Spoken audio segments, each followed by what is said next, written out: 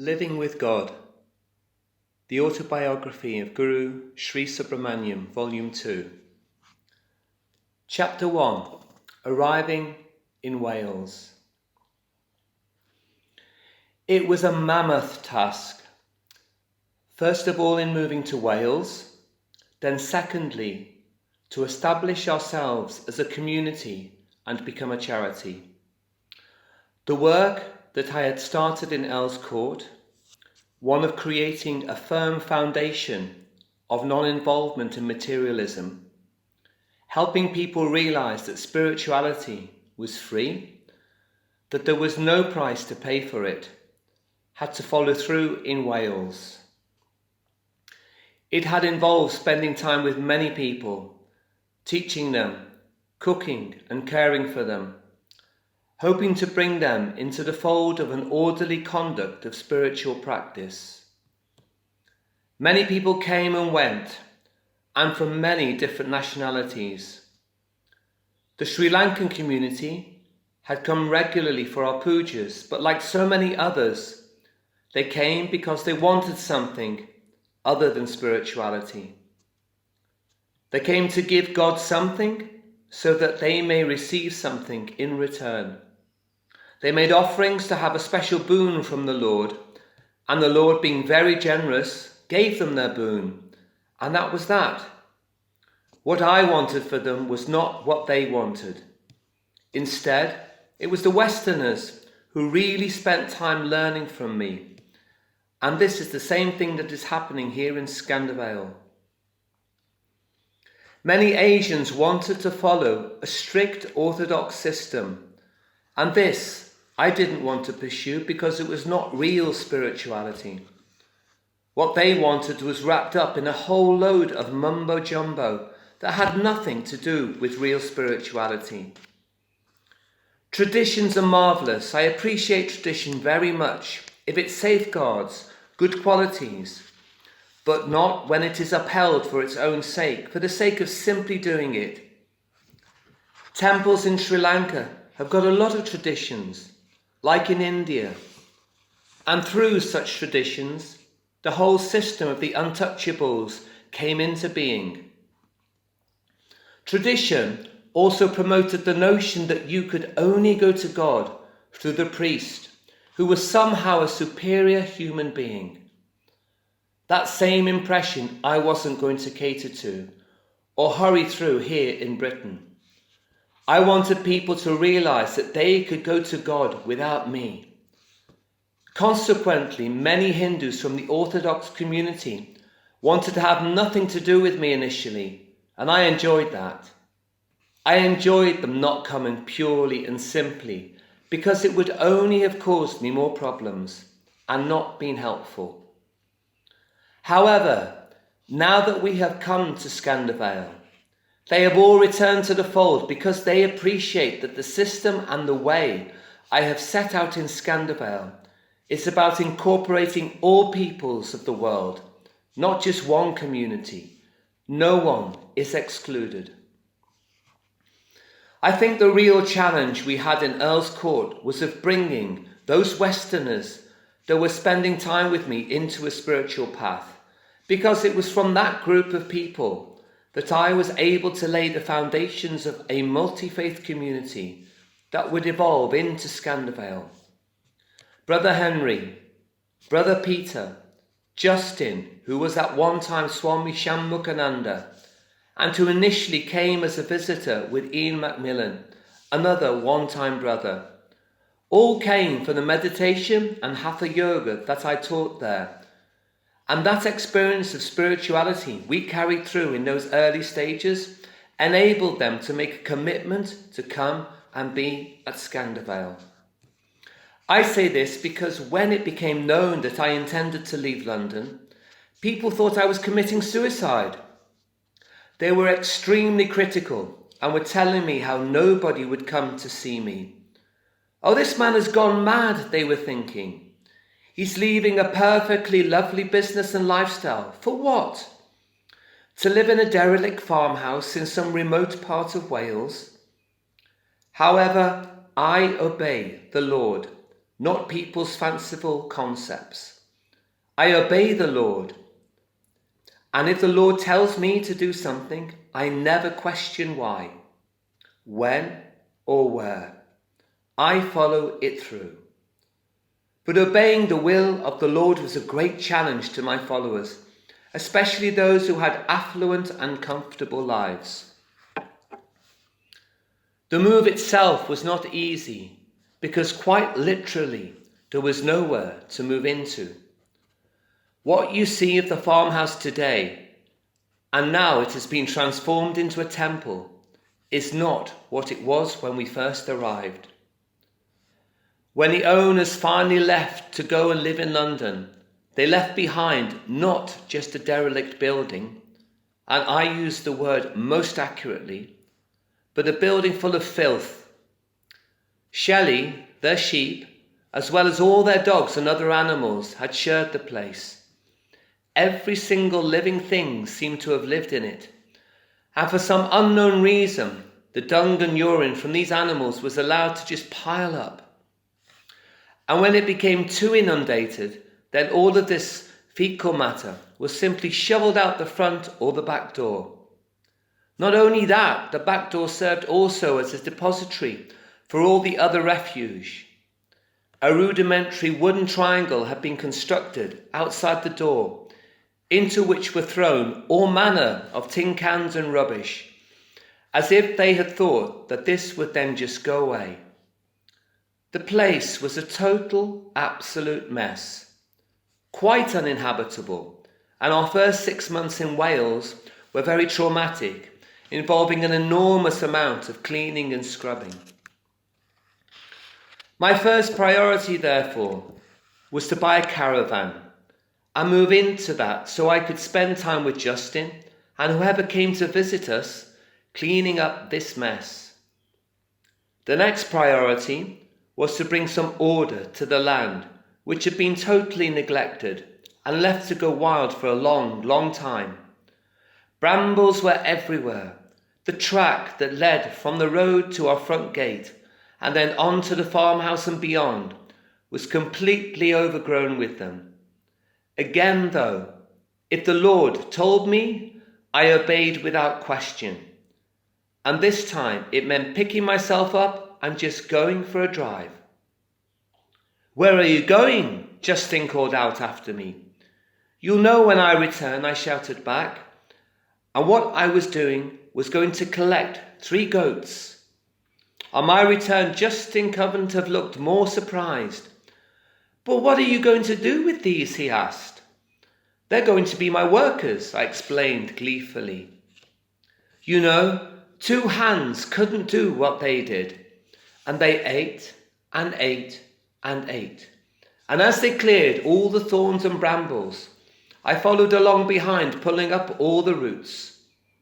All you had to do was move them slowly up the area you wanted cleared, and they would do a darn good day's work without any interference.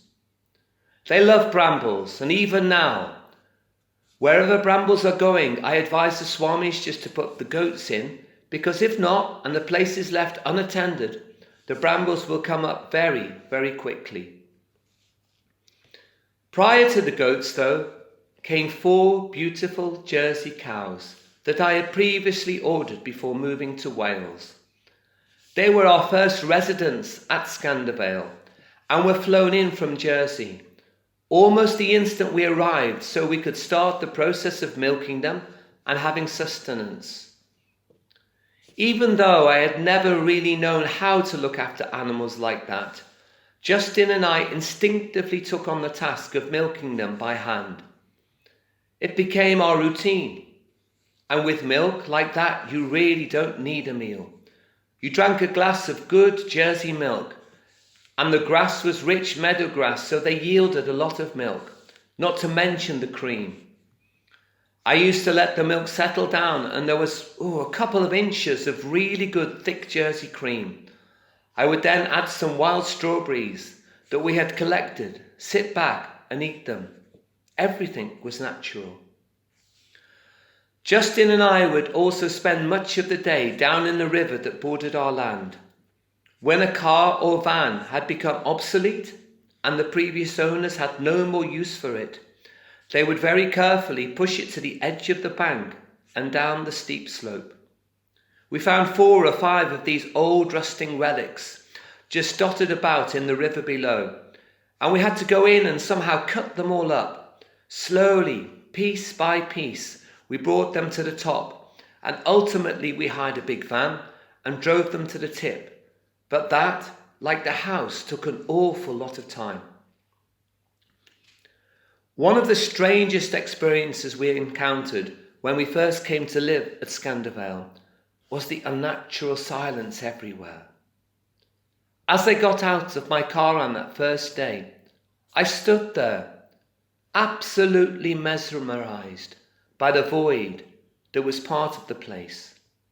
It was unearthly. You couldn't hear a bird sing. Everything had been shot at and killed, and apart from the brambles and the like, flowering plants were non-existent. I found only one in the valley down below. Furthermore, some of the trees that I had noticed when I first visited the property had now been cut down and disappeared, presumably to make a few extra pounds. This saddened me greatly. I vowed then and there I would invite all my brothers and sisters, the birds and the animals, back here, and in that we have been very successful. So successful, in fact, that we soon became the target of much abuse, even being shot at as well. It really was a very dramatic part of our lives when we first came. Apparently, people had been hunting on our land ever since anyone could remember. Now all of a sudden, some strangers had come who were not going to tolerate this killing and were insisting on bringing in some element of order and discipline. For a lot of people, this was beyond their comprehension. They couldn't accept the fact that they could no longer come and hunt on our land. So they thought that they could frighten us into submitting to their will. It was quite a challenge, but a challenge that we were not going to shirk and run away from. On the contrary, we found it helpful knowing that we had such a challenge on our hands, that we had to dig in our heels if we wanted to be countered.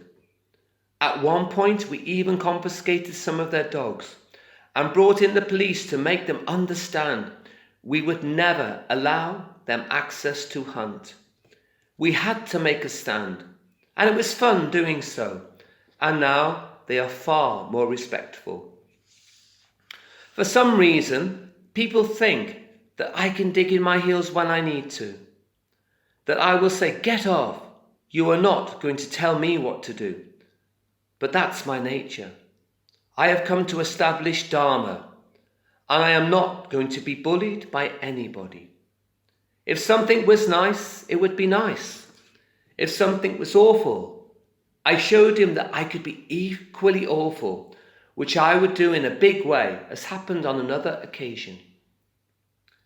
Having access to clean water had been a constant problem for us ever since we had arrived. This was because the source of our water came from the farm above us.